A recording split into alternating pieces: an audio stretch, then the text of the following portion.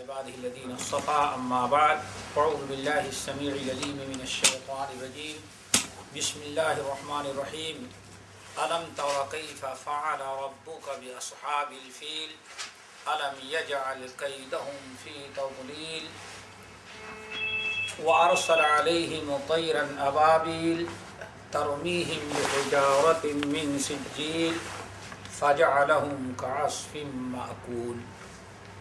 یہ نظام کے تحت ترتیب کے اعتبار سے یہ سورہ فیل کا درس آج ہے. یہ سورت بھی مکی سورت ہے اور بہت سارے اہل علم سمجھتے تھے کہ یہ دونوں صورتیں بالکل ایک ہی ہیں، سورہ قریش اور سورہ فیل. بلکہ عمر فاروق رضی اللہ تعالیٰ عنہ نماز میں جب پڑھتے تو سورہ فیل شروع کرتے تو اس کے ساتھ ساتھ سورہ قریش پڑھتے، تب رکوع میں جاتے. لوگ کہتے ہیں کہ یہ کیسے کہا کہ دونوں ایک ہی ہیں، دونوں میں قریش ہی کا تذکرہ ہے اور دونوں کا مضمون ایک ہے. مکی صورت ہے اور اس صورت میں رب العالمین نے ڈائریکٹ نبی علیہ السلام سے خطاب کیا ہے. اور علم تر کیف فعل ربک، اپنی طرف اللہ کے رسول کی اضافت کر لی ہے. یہ نبی علیہ السلام کے لیے بہت ہی اونچا مقام و مرتبہ ہے. اس صورت کو سمجھنے کے لیے بھی ایک طویل تاریخ کا جاننا ضروری ہے، لیکن مکمل نہیں بیان کیا جا سکتا، کیونکہ صورت میں بس اللہ تعالیٰ نے اس طرح بیان فرمایا. نبی آپ کو تو معلوم ہے نا کہ اللہ تعالیٰ نے فیل والوں کے ساتھ کیا کیا. فیل کہتے ہیں ہاتھی کو، فیل کہتے ہیں ہاتھی کو، تو ہاتھی کا تذکرہ ہے، ہاتھی والے فوج کا، اسی لیے اس صورت کا نام سورہ فیل ہے. بس اللہ تعالیٰ نے اتنا ہی بیان کیا، الم تر کیف فعل ربک باصحاب الفیل. آپ کو تو اچھی طرح سے معلوم ہے کہ آپ کے رب نے فیل ہاتھی والوں کے ساتھ کیا کیا. بس اب ہاتھی والوں کا کیا معاملہ تھا اس کا کوئی تذکرہ نہیں. کیوں؟ یہ قصہ اصل میں ہاتھی والوں کا اتنا مشہور تھا پورے عربوں کے اندر کہ اس کو نام لینے کی کوئی ضرورت ہی نہیں تھی. چھوٹی مثال کے طور پر ابھی ہم کہیں بھائی آپ لوگوں کو اچھی طرح سے معلوم ہے کہ یہاں پاکستان کے زلزلے میں کتنا نقصان ہوا. بس کیوں؟ تازہ بتازہ واقعہ تقریباً ہر ایک کو چیز معلوم ہے. جو چیز بہت پرانی ہو، لوگوں کے علم میں نہ ہو، تو اس کی تفصیل بیان کرنے کی ضرورت پڑتی ہے. بچہ فیل والوں کا قصہ جانتا تھا، اسی لیے اللہ نے کوئی تفصیل بیان ہی نہیں کی. جو واقعہ بیان کیا گیا ہے فیل کا، اس کا خلاصہ یہ ہے کہ دو سپر پاور تھے اس وقت، ایک فارس اور دوسرا روم. اور ان دونوں ملکوں کے علاوہ تیسرے جو چھوٹے چھوٹے راجہ مہاراجہ بادشاہ تھے، جس کو آج کے اسلام کہتے ہیں تیسری عالمی برادری. ہاں یہی کہتے ہیں نا آج کے اسلام میں تیسری، یعنی وہ سب بیساکھی میں زندہ ہیں بیچارے ان دو بڑے سپر پاور کے رحم و کرم پر، ورنہ ان کی کوئی حقیقت اپنی نہیں. یہ روم عیسائی تھا، ملک تھا، اور فارس جو تھا وہ آگ مجوسی، آگ پرست. ان دونوں کی آپس میں بہت ٹھنی رہتی تھی. ہر ایک یہ سوچتا تھا تیسری عالمی برادری پر مکمل قبضہ ہمارا ہو جائے. یہ ان دونوں کی لڑائیاں تھیں. حبشہ عیسائی ملک ہونے کے ساتھ ساتھ وہ روم سے ملا ہوا تھا، چونکہ عیسائی ملک تھا. حبشہ جانتے ہیں آج کیا ایتھوپیا کیا کہتے ہیں حبشہ کو؟ یہ جو تھا عیسائی ملک تھا، اسی لیے روم کے ساتھ یہ ملا ہوا تھا. اور یوں سمجھے کہ تیسری عالمی برادری جو ہوتی ہے ان میں اس وقت حبشہ بھی اپنا ایک وزن رکھتا تھا. اور اس کی مثال آپ یہ سمجھیں کہ کیا کس کا ممبر بننا پڑتا ہے؟ اقوام بس سلامتی کونسل کا کہ ممبر بننے کے لائق تھا اور بن چکا تھا یہ راجی، لیکن تھا عیسائی. اس نے اپنے پاور کو استعمال کر کے یمن پر قبضہ کر لیا. اور یمن پر قبضہ کیوں کیا؟ سعودیہ میں آج کل ایک علاقہ نجران کا ہے، جنوبی سعودیہ میں، یہ جو یمن کی طرف نجران ہے. یہ نجران جو تھا یہ یہودی، نجران میں عیسائی رہتے تھے اور حبشہ میں یہودی رہتے تھے. نجران میں چھوٹی سی جگہ، یہاں عیسائی آباد تھے اور حبشہ میں یہودیوں نے حملہ کر کے نجران پر، نجران کے عیسائیوں کو بے انتہا قتل کیا، مارا اور بڑا ظلم کیا. جب یمن کے یہودیوں نے نجران کے عیسائیوں کو قتل کیا تو حبشہ کو ایک موقع مل گیا. کیوں؟ جس کے پاس تھوڑا سا پاور آتا ہے وہ بہانہ ڈھونڈتا رہتا ہے کہ کچھ فلاں ذرا کچھ کرے تو ہمیں اس پر قبضہ کرنے کا موقع، وہ برابر بہانہ ڈھونڈتا رہتا ہے. بہانہ مہیا ہو گیا. یہودیوں نے، یمن کے یہودیوں نے نجران کے عیسائیوں کو قتل کیا. حبشہ اور روم وغیرہ کو موقع ملا کہ یمن پر حملہ کرو اور اس کو ختم کرو. حبشہ نے حملہ کر کے نجران کی عیسائیوں کو بدلہ لینے کے لیے یمن پر قبضہ کر لیا. یہودیت کو ختم کرنا چاہا، مٹایا، اور مکمل حبشہ پر اس نے قبضہ کر لیا، یمن پر. جب یمن حبشہ کے قبضے میں آ گیا تو چونکہ اس زمانے میں اتنے مواصلات نہیں تھے، اب حبشہ، یمن میں حبشہ کی حکومت سنبھالنے کے لیے حبشہ کی فوج تو نہیں آتی تھی، کوئی نہ کوئی ایک بڑا ذمہ دار مسئول، جیسے ہمارے متحدہ ہند پر برٹش نے قبضہ کیا تو پورے صوبے کا یا پورے وائسرائے کیا کہتے تھے، کوئی ہوتا جو ظالم پورا کنٹرول رکھتا تھا. ایسے ہی ایک آدمی یمن حبشہ سے آتا اور پورے یمن پر وہی کنٹرول کرتا. آخری اوقات میں ایک ظالم ان کو ملا، ابرہا، جس کا نام تھا ابرہا.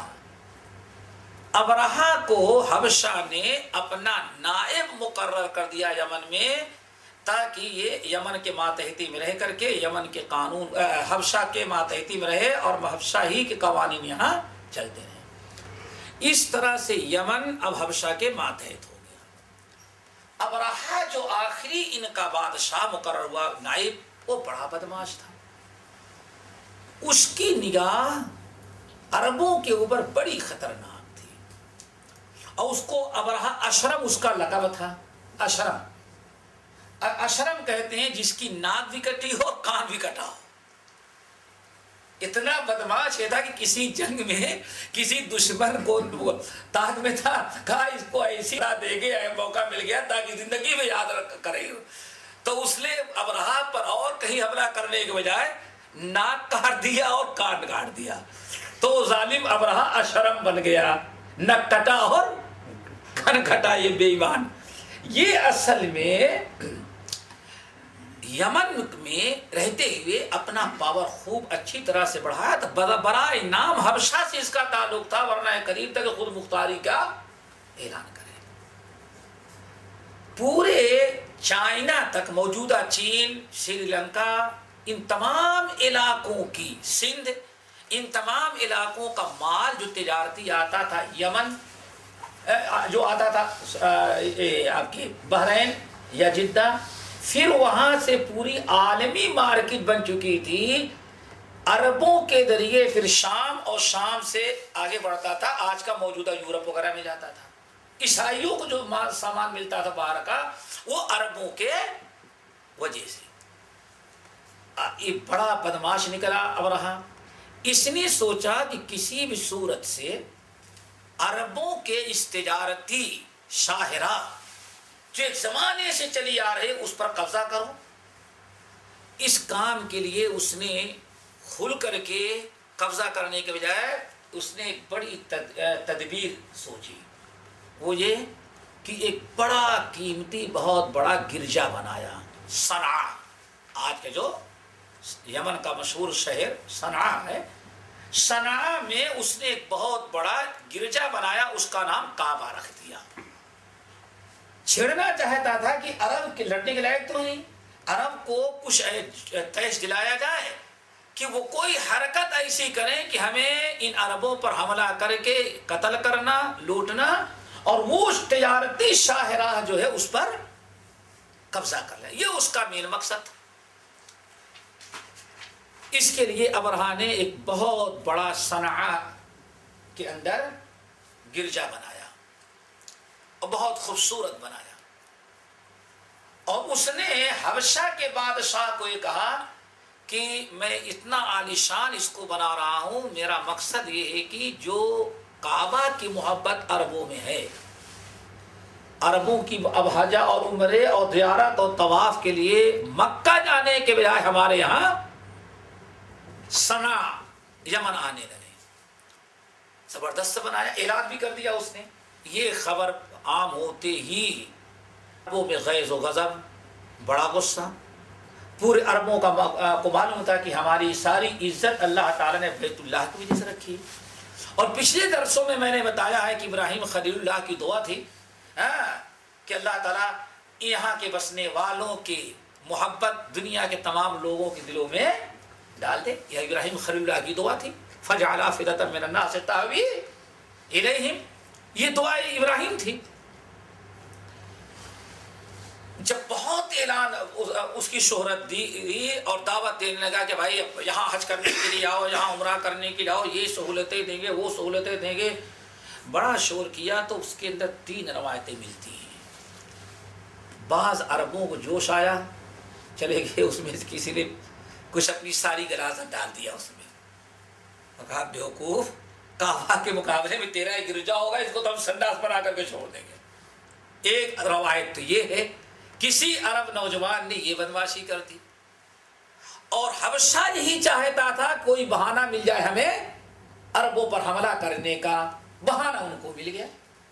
معلوم یہ پڑتا ہے یہ آج جو کچھ ہو رہا ہے یہ پرانا ہے، ان کے گرو گھنٹال سب وہی تھے، کوئی نئی چیز نہیں ہو رہی ہے آج، مکمل۔ اللہ تعالیٰ فرماتا ہے بل قالوا مثل ما قال الاولون، ارے یہ ظالم بھی وہی کریں جسے پہلے لوگ کہہ چکے ہیں، قرآن شاہد ہے اس بات پر۔ ایک قول تو یہ ہے، دوسرا قول یہ کہ عرب کا کوئی نوجوان کسی صورت سے جا کر کے اس میں آگ لگا دیا، جلا دیا۔ اور سب سے اہم جو روایت بیان کرنی ہے آج کے ماحول کے مطابق وہ یہ کہ ابرہہ نے خود اپنے کسی آدمی سے اس عبادت خانے میں یہ کام کروایا کہ جاؤ سنڈاس کر دو، آگ لگا دو۔ مقصد یہ تھا کہ جب اس طرح سے ہمارے بنائے ہوئے کعبہ، اور اس کا نام رکھا کعبہ یمانی، کعبہ یمانی، اس کے اندر اس طرح سے کوئی بدمعاشی کرے گا تو ہمیں موقع ملے گا۔ کسی عرب نے، عرب ہی شور مچاتے تھے، عربوں ہی نے یہ کیا ہے، تو ہمیں حملہ کرنے کا جواز مل جائے گا۔ اور اس زمانے میں کسی سے حمایت لینے کی ضرورت بھی ان کو نہیں تھی، آج تو پہلے حمایت دی جاتی ہے، تو ہمارا زمانہ یہی حساب تھا، چلو۔ یہ کہہ کر کے اس نے حبشہ کا جو بادشاہ تھا اس کا مخصوص محمود نامی ہاتھی لگایا۔ عرب کے لوگ ہاتھی نہیں دیکھے تھے، عربوں میں ہاتھی نہیں ہوتا، ابھی بھی صرف آپ کو زو میں نظر آئے گا، بس جانوروں کی زندگی میں کبھی میدان میں آپ کو ہاتھی نظر نہیں آئے گا عربوں میں، اتنی دنیا ترقی کر جانے کے بعد۔ عربوں میں ہاتھی تھا نہیں۔ اس نے تقریباً 27-28 ہاتھی تیار کیے، ابرہہ نے تیار کیا، اور اپنے لیے مقصود جنگجو لڑاکا ہاتھی ہمیں یمن کا بادشاہ، حبشہ کا جو بادشاہ تھا اس سے منگایا۔ اس ہاتھی کا نام تھا محمود۔ ہاتھی کیوں لے کر کے آیا؟ اس سے ایک فائدہ تھے کہ عربوں کے مکے والے اگر لڑنا بھی چاہیں گے تو ہمارے ہاتھی کو دیکھ کر کے سب بھگ جائیں گے، جیسے جنگ قادسیہ میں ہوا تھا۔ عمر فاروق رضی اللہ تعالیٰ کے زمانے میں جو لڑائی ہوئی، ان لوگوں کے پاس ہاتھی تھے، مسلمانوں کے پاس اونٹ۔ وہ ہاتھی، جنگی ہاتھی جب صبح میدان جنگ میں چھوڑ دیے تو صحابہ کرام کے سارے اونٹ اور گھوڑے، یہ کون سی بلا ہے، سب چھوڑ کر کے بھگے بھائی میدان عیسائیوں کے ہاتھ میں۔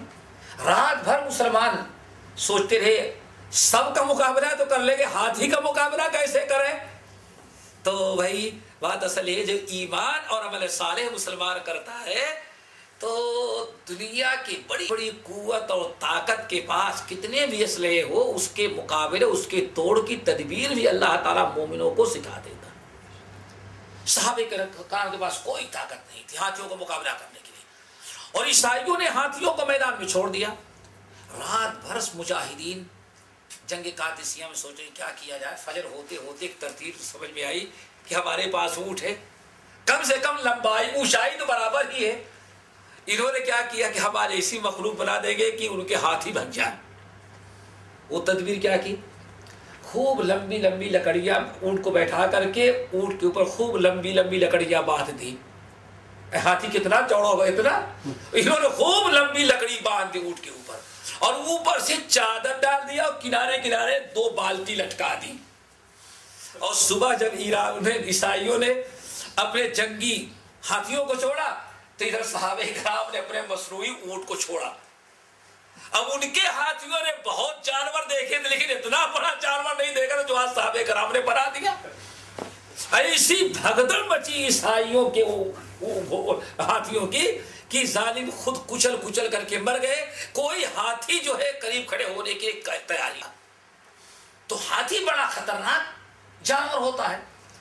ابرہہ سے لیا بہترین اس کا، ابرہہ نے نجاشی بادشاہ جو تھا حبشہ کا، اس کا ہاتھی محمود نامی لیا، اور 27-28 ہاتھی، اور ہاتھی 2 مقصد کے تحت لے کر کے آئے۔ ایک تو مقصد یہ تھا کہ ان کے جانور جو ہوں گے وہ سب بھگ جائیں گے، اور مین مقصد دوسرا یہ تھا کہ اگر یہ لوگ اپنے گھروں کا دروازہ بند کر لیں گے یا کعبہ کا دروازہ بند کر دیں گے تو ہاتھی ہمارے اپنے ماتھے سے سارے دروازے توڑ ڈالیں گے۔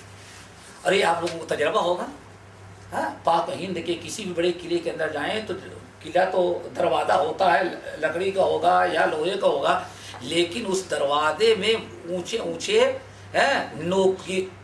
نوکیلے لوہے فٹ کر دیے جاتے ہیں تاکہ ہاتھی، کیوں، گیٹ توڑنے کا سب سے بڑا ذریعہ جنگی ہاتھی ہوتے تھے، دشمن کے گیٹ توڑنے کا سب سے بڑا ذریعہ ہاتھی ہوتا تھا۔ تو ہاتھی اس طرح سے اپنے ماتھے سے توڑ توڑ کر کے کعبہ کو بھی تباہ کر دیں گے، دروازہ بھی نکال دیں گے، اور اگر عرب مقابلے کے لیے آئیں گے تو وہ بھی پیچھے ہٹ جائیں گے۔ تقریباً سب سے کم روایت جو ہے 20,000 کی فوج، کتنی؟ 20۔ اور اکثر اہل علم نے نقل کیا کہ ابرہہ ظالم نے 50,000 کی فوج تیار کیا۔ مکے اور عرب کے نہتھے لوگوں کو شکست دینے کے لیے ظالم نے 50,000 فوج تیار کیا۔ چلا وہاں سے کیا کرنا ہے، کعبہ ڈھا دیں گے۔ کیوں بھائی، کعبہ نے کیا بگاڑا؟ ہمارے کعبہ کے شان میں گستاخی کیا کسی نے، بس بہانہ مل گیا ان کو، اس نے توہین کی، ہم یہ کعبہ رہنے نہیں دیں گے۔ راستے میں عربوں کے جتنے قبیلے تھے جہاں جہاں سے گزرا ابرہہ، ان لوگوں نے پتھر کا سے مقابلہ کیا، بڑے عاجزی انکساری کے ساتھ روکنا چاہا، لیکن ابرہہ کا مقصد تو نہیں، ساری قرارداد تسلیم کر لیا۔ جتنے قبیلے تھے، جتنے عرب تھے، جتنی بھی تجویزیں اس نے رکھا ابرہہ نے، ساری شرطیں مان لینے کے باوجود بھی آخر میں یہ کہتا نہیں ابھی ہماری شرط قبول، ہمیں تو کعبہ ڈھا دینا، بس مین مقصد تھا کعبہ کو ڈھانا۔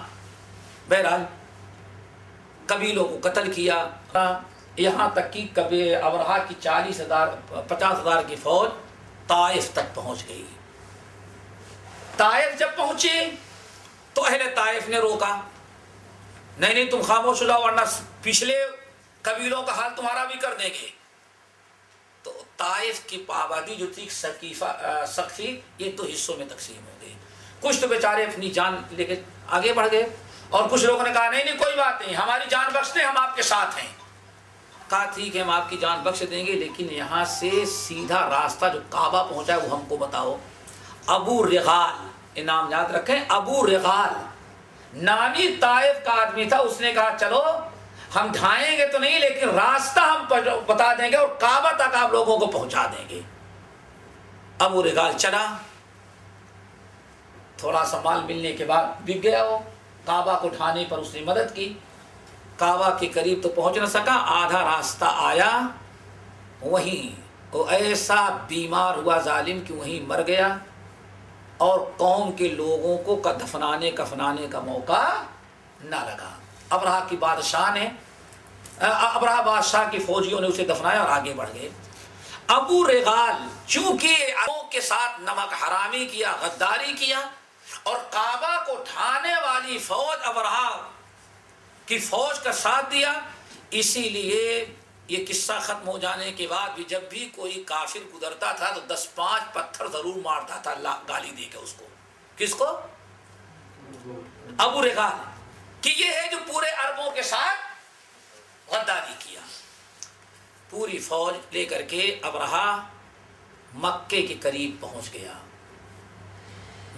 عرفات مزدلفہ ہوتا ہوا مینا اور مزدلفہ کے درمیان جو میدان تھا وہیں اس نے پڑاؤ ڈال دیا۔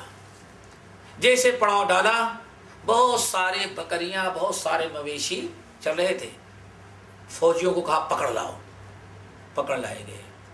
پتہ چلا اس فلاں وادی میں اونٹ چر رہے ہیں، وہاں گئے تو 200 اچھے اور اعلیٰ درجے کے عرب نسل کے اونٹ ملے، 200، ان کو بھی پکڑ لایا گیا۔ یہ کن کے اونٹ ہیں؟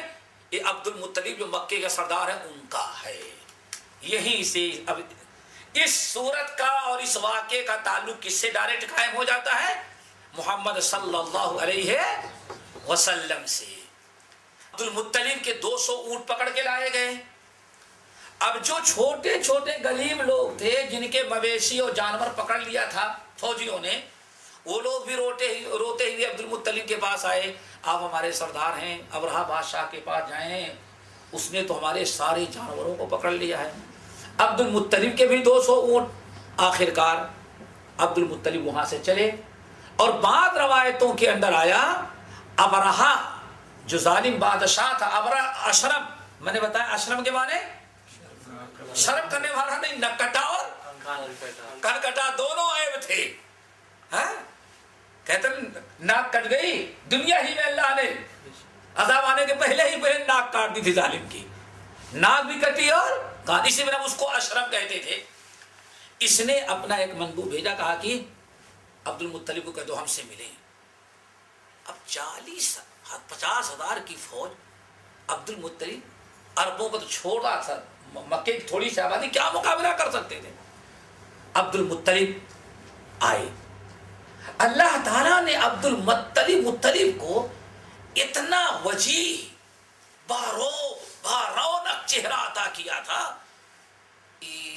ہتھکڑی وغیرہ سب تیار رکھی تھی اس نے، ابرہہ نے، اور اپنے فوجیوں سے کہہ رکھا تھا آئے تو سردار کو قیدی بناؤ، بھائی آ جائے، ہم نے بولا ہے فوراً ہتھکڑی لگانا، اور اپنا ایک اسٹیج بنوایا تو اس پر بیٹھا ہوا تھا۔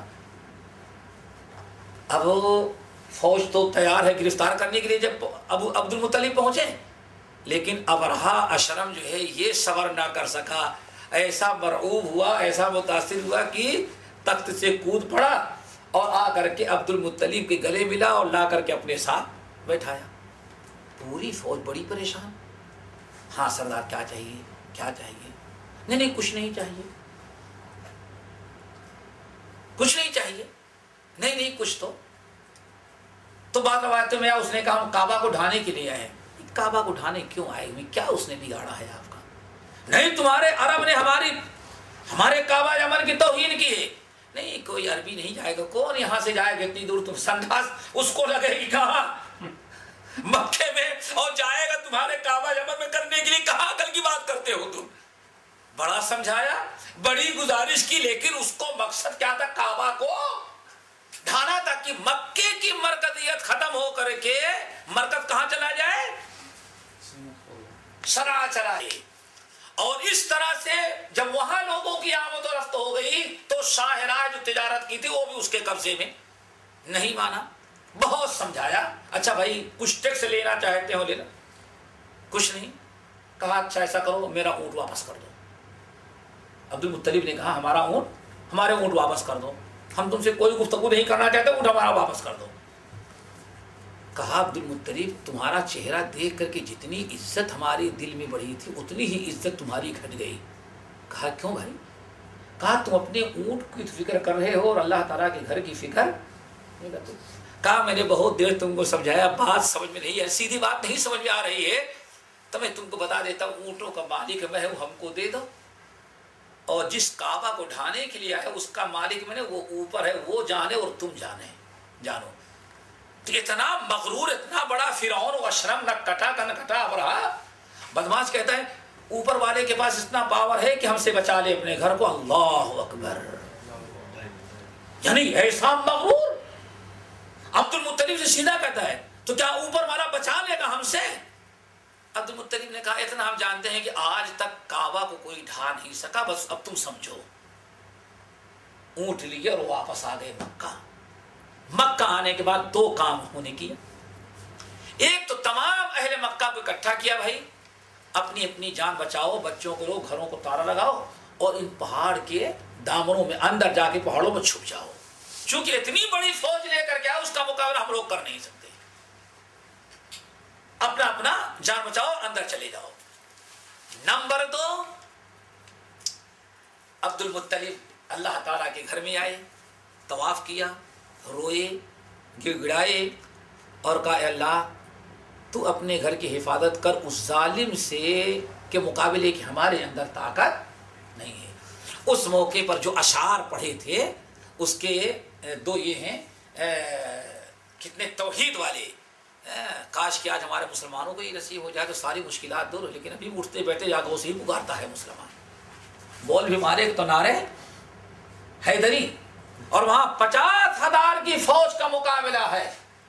عبد المطلب کعبہ میں داخل ہوتے ہیں اور کہتے ہیں یا رب لا ارجو لہم سواکا، رب مجھے یقین ہے اور تیرے علاوہ کسی اور سے کوئی امید نہیں رکھتے کہ اس گھر کو تیرے علاوہ کوئی دوسرا بچا سکے گا۔ یا رب لا ارجو الا سوا، لا ارجو لہم سواکا، ان کافروں کے مقابلے کے لیے تیرے علاوہ کسی اور پر ہم امید نہیں رکھتے۔ حالانکہ 360 بت کہاں ہیں؟ کعبہ کے دیوار میں ہیں، لیکن اب مقابلے کی باری آئی تو اعلان کر دیا میرے رب ان میں سے کسی کے اندر کوئی طاقت نہیں ہے کہ تیرے گھر کو بچا سکے۔ یا رب لا ارجو لہم الا سواکا، یا رب فمنع منہم حماکا، اللہ تو ہی حمایت کر کے ان ظالموں سے اپنے گھر کو بچا لے۔ ان عدو البیت من عاداکا، جو اس گھر کا دشمن ہے رب وہ تیرا بھی دشمن ہے۔ امنعہم ان یخربوا قراکا، اے اللہ ان ظالموں کو روک لے تاکہ تیرے گھر کو خراب نہ کر سکیں۔ یہ دعا مانگی اور عبد المطلب بھی اپنے سواریوں کے لیے اور پہاڑ کے دامن میں جانے لگے۔ اتنے میں اللہ رب العالمین نے بڑا عجیب و غریب حادثہ، کہا جاتا ہے جدہ کے علاقے سے چھوٹے چھوٹے پرندوں کا جھنڈ، اور وہ بھی نہیں جھنڈ پر جھنڈ، 10-20 آ گئے، چلے ہی آ رہے ہیں، اور ابرہا بڑی کوشش کیا رہا اپنے محمود نامی ہاتھی کو، ادھر بیٹھا ہوا ہے اس کو اٹھاتا ہے تو اٹھتا ہی نہیں، جیسے اگر کھینچ کھانچ کر کے مکے کی طرف رک کریں تو سو جائے گا، کتنے بھی مارتے تھے ہاتھی اٹھتا ہی نہیں تھا، اور اگر کعبہ کے علاوہ کسی اور رک پڑے تو بھگنے لگے وہ، ادھر وہ عاجز ہے جس کے لیے میں نے حبشہ سے بتایا سب سے نکما ہاتھی وہی نکلا، بے وفا، ساری فوج آگے بڑھنے کے لیے تیار لیکن محمود نامی ہاتھی نہیں، کعبہ کے رخ پر لے جانا چاہے بیٹھ جائے اٹھے نہیں، کتنا بھی مارے، اور کسی اور طرف رخ، کہیں پیر تو نہیں ٹوٹ گیا جو نہیں اٹھ رہا ہے، دوسری طرف رک کرے تو چلنے لگے بغیر بھگائے، بھاگنے لگے وہ، ادھر اس ہاتھی نے پریشان کر رکھا تھا، ادھر اللہ تعالیٰ کا کرم ہوا، پرندے آئے، چونچ میں ایک پتھر اور ہاتھ میں ایک پتھر، وہ بھی پتھر نہیں کہ پتھر کو توڑے، وہ کیا تھا؟ کبھی مٹی سے گارے کے ذریعے سکھا کر کے پتھر بنا لیا جاتا ہے، حجارۃ من سجیل، یہ فارسی لفظ ہے،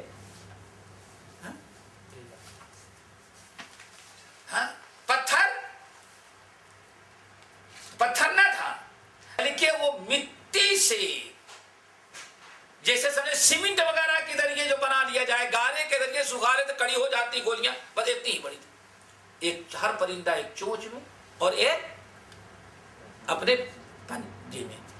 اب آپ سوچیں کتنا پاور رہا ہوگا، اللہ اکبر۔ اللہ تعالیٰ اپنے گھر کی حمایت کرنے لگے تو سارے ایٹم بم جو ہیں وہ دنیا اب تیار کر رہی ہے، ایٹم بم، اور پتہ نہیں کون سا بم کہ ڈالتے ہیں تو آدمی جھلس جاتا ہے دھیرے دھیرے، وہ کوئی باٹل کیا نکالیں، سب استعمال کرو۔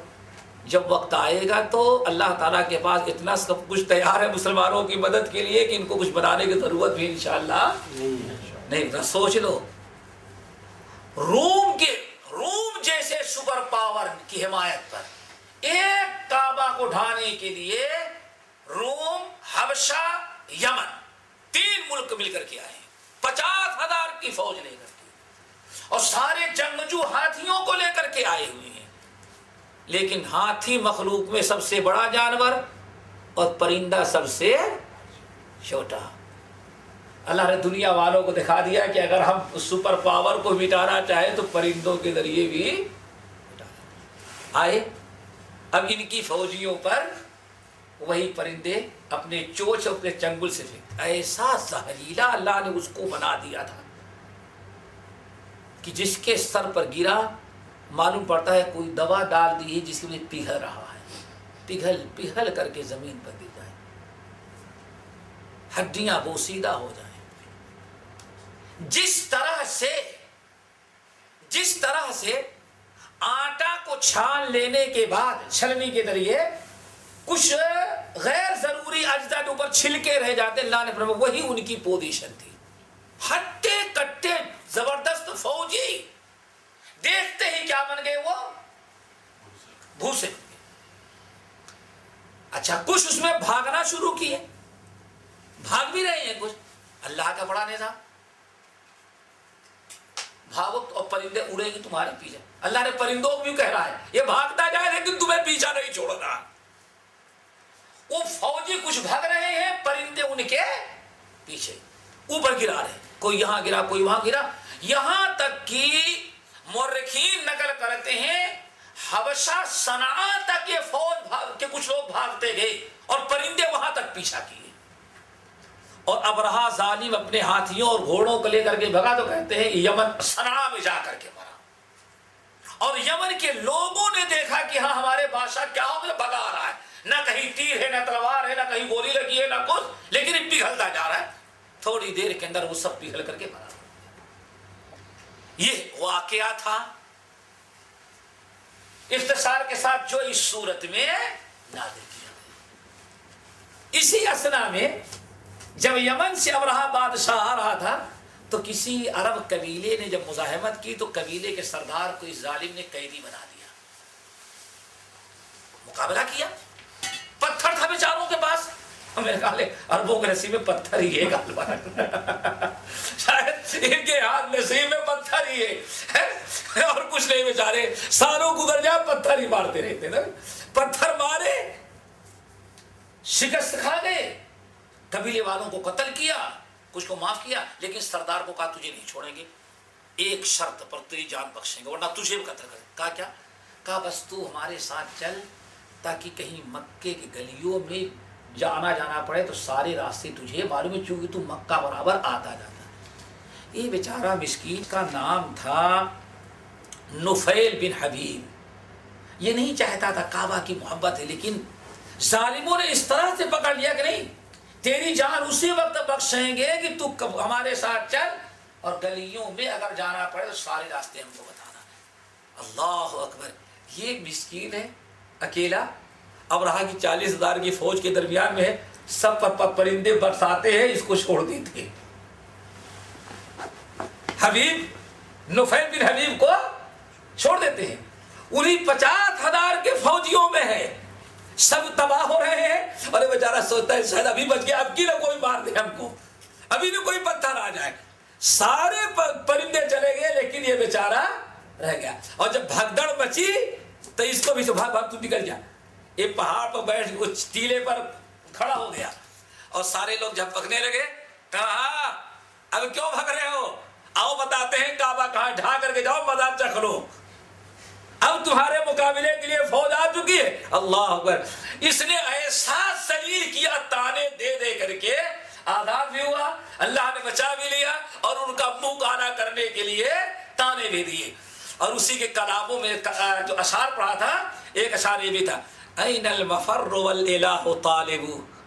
ओ सुपर पावर वाले, हवा ढाने वालों, सोच लो किधर भागोगे, अब हमारा रब तुम्हारा पीछा कर चुका है। अल्लाह अकबर। ऐनल मफर्रु फल इलाहु तालिबु। कहां तुम भाग के जा सकते हो, हमारे रब ने अब तुम्हारा पीछा कर लिया है। तुम रब के घर को ढाने के लिए आए थे और मक्के वालों को तबाह बर्बाद करने के लिए। फल इलाहु तालिबु, भाग के देखो, तुम्हारी जान नहीं बख्शी जा सकती। क्यों? तुम्हारे पीछे कोई इंसान नहीं बल्कि अल्लाह ताला तुम्हारे पीछे लग गया है।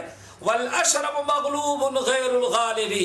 ये नकटा कनकटा कमबख्त जो हमको गिरफ्तार करके लाया था, जरा देखो कैसे भग रहा है तुम दबा करके, हैं? ऐ नकटे कनकटे, हमेशा तुम मगलूब आएगा काबा के पास, मारो पर कभी गालिब नहीं आएगा। बहरहाल इस तरह से पूरी फौज तबाह और बर्बाद हो गई। कहा जाता है ये महीना था मुहर्रम का। कौन महीना था? मुहर्रम का महीना था। और इसी हादसे के 50 दिन के बाद मोहम्मद सल्लल्लाहु अलैहि वसल्लम को अल्लाह ताला ने दुनिया में पैदा किया। अब अल्लाह ताला ने ऐलान किया, हमारे नबी ये अबू जहल आपका दुश्मन बना हुआ है, ये आपका चचा अबू लहब आपके साथ आपको दुनिया से मिटाना चाहता है। ये सारे अरब के लोग आप सोचते हैं कि कोई नया दीन लेकर के आया, इसको हम खत्म कर देंगे। आपको कोई नहीं मिटा सकता, आप सब्र से काम लें। जब अभी आप पैदा नहीं हुए थे इस मक्के के, तो असल जिम्मेदार अल्लाह ताला ने आपके बाप इब्राहिम और आपको बनाया है। आपके पैदा होने के पहले ही अल्लाह ने इस तरह से आपकी मदद कर डाली है। तो आपके नबी बन जाने के बाद अल्लाह ताला आपको कैसे बेसहारा छोड़ सकता है। जब अल्लाह ताला दुनिया आपकी नस्ल और जिस काबा के पासवा अल्लाह ताला आपको बनाने वाला है, उसको आपकी विलादत से पहले ढाने के लिए आए जालिम, तो अल्लाह ताला ने उस वक्त उनको मौका नहीं दिया काबा ढाने का। तो काबा के पासवा मोहम्मद को कोई मिटा नहीं सकता। ये असल में ये सूरत थी। अल्लाह ने फरमाया अलम तरा कैफा फ़अल रब्बुका। ए नबी, आपको तो अच्छी तरह से मालूम है ना, क्या मालूम है? कैफा फ़अल रब्बुका, आपके रब ने कैसे किया, कितना बुरा हशर किया असहाबे फील का। ये बात समझ में? असहाबुल फील कौन है? वही अशरम नकटा कनकटा अबरहा बादशाह, जो पूरे काबा को खत्म करके वो पूरे अरब को कत्ल करना चाहता है। अलम तरा कैफा, ऐ नबी आपने देखा, यानी आपको तो मालूम है, आपको तो मालूम है कैफा फ़अल रब्बुका, कि आपके रब ने कैसा अंजाम, क्या खराब बुरा अंजाम किया। किसका? असहाबुल फील का। हाथी वालों के साथ आपके रब ने क्या किया आपको अच्छी तरह से मालूम है। अलम यजअल कैदहुम, अल्लाह ने क्या, आपके रब ने, ये पूरी सूरत में बड़ी जान किसमें है? रब्बुका, आपके रब, यानी असहाब फील को भी तबाह किया तो आपके लिए, चूंकि इस शहर में आपको पैदा होना था, आपको काबा के पासवा बनना था, इस मुकद्दस शहर की दोबारा جو بتکدہ بنا رکھا تھا عرب کے لوگوں نے، اس کو پھر کفر اور شرک سے پاک کر کے ایک اللہ کی عبادت کے لیے اس کو خالص کرنا تھا۔ الم یجعل کیدہم، آپ نے دیکھا اللہ تعالیٰ نے اصحاب فیل کے سارے قید کو برباد کر دیا۔ قید کیا تھا؟ قید جانتے ہیں کس کو کہتے ہیں؟ قید کہتے ہیں کہ زبان سے تو آدمی کچھ کہے لیکن دل میں اور کوئی چال بازی چھپا رکھے۔ بظاہر تو اس ظالم نے کیا کہا تھا کہ کعبہ یہاں بنا دیں گے تو مکے کی مرکزیت ختم ہو کر کے یمن مرکز بن جائے گا، اور زبان سے تو یہ کہتا تھا، اور چھپا کیا رکھا تھا؟ یہ پوری عربوں کی معیشت پر قبضہ کرنا، اور جو تجارتی شاہراہیں اور کاروبار جو عالمی منڈی مکے والے عربوں کے ہاتھ میں تھی، اصل میں اس کو چھیننا مقصد تھا۔ اگر ہم پکے سچے مسلمان بن جاتے تو ہمارے خلاف جتنی سازشیں ہو رہی ہیں نا، اللہ تعالیٰ فرماتے ہیں اے لوگو اگر تم اللہ تعالیٰ سے ڈرنے لگو تو ان کے تمہارے دشمنوں کی ساری تدبیروں کو اللہ تعالیٰ مٹی میں ملا دیا۔ جتنی بھی سازشیں تمہارے خلاف کریں، اللہ تعالیٰ کتنی بھی سازشیں دشمن کرے، اللہ تعالیٰ کے پکڑ کے مقابلے میں کسی کی سازش چل نہیں سکتی۔ الم یجعل کیدہم، اے نبی آپ نے دیکھا کس طرح سے دشمنوں کے ہاتھی والوں کے قید اور مکر و فریب کو اور ان کی سازشوں کو اللہ تعالیٰ نے اس طرح سے مٹایا کہ سازشیں ہی نہ مٹی، سازش کرنے والے ہوئی کہ اللہ تعالیٰ نے مٹا دیا۔ اللہ اکبر۔ اور کیسے مٹایا؟ وَأَرْسَلَ عَلَيْهِمْ حِجَارًا طَيْرًا وَأَرْسَلَ عَلَيْهِمْ طَيْرًا أَبَابِيلَ، اور اللہ تعالیٰ نے بھیجا ان کے اوپر طیرن پرندوں کو، ابابیل۔ ابابیل کا ایک معنی تو کہا جاتا ہے جو پرندے بھیجے گئے تھے ان کا نام کیا تھا؟ ابابیل۔ تو ترجمہ کیا ہوگا؟